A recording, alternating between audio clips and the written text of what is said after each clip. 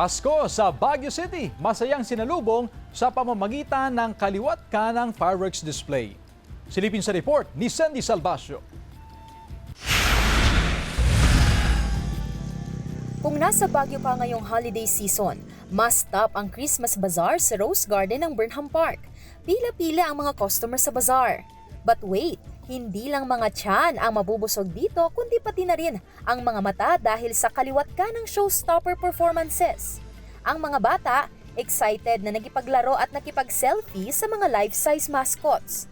Ang ilan, nagkaroon ng early handaan habang hinihintay ang pagsalubong sa Pasko kagabi. Alam mo ma'am, itong Pasko, ito ang pinakahihintay ng maraming tao. Dahil para sa akin din lang ma'am, nafe-feel ko may unity, may love, may pag-asa sa buhay ng tao. Pagpatak ng alas 12 ng hating gabi, nakulayan ang kalangitan ng kaliwat kanang fireworks display. Sa gitna ng masayang pamamasyal sa Baguio, nasusubok daw ang pasensya ng mga motorista, hindi lang sa traffic, kundi sa paghahanap ng paradahan. Wala pang alas 7 ng umaga kanina, punuan na ang ilang paradahan. Medyo mahirap ngayon.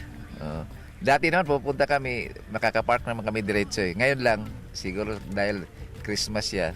Walking city naman daw ang Baguio, kaya payo ng PNP na hanggat maaari ay iwan na lang ang mga sasakyan sa bahay o tinutuluyang lugar para hindi magahol sa oras.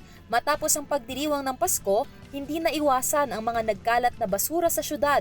Nililinis naman ito agad ng mga volunteer street sweeper. Nakakapagod ma'am. Kaya lang trabaho po kasi. Nauna nang inabiso ng lokal na pamahalaan sa mga bisita na maging responsable pagdating sa pagtatapon ng basura. Dahil sa mas maraming volume ng basura ngayong holiday, halos oras-oras na bumabalik ang garbage truck ng LGU para mangolekta ng basura sa iba't ibang bahagi ng lungsod. Kasama si Daryl Peralta, Sandy Salvacio, One North, Central Luzon.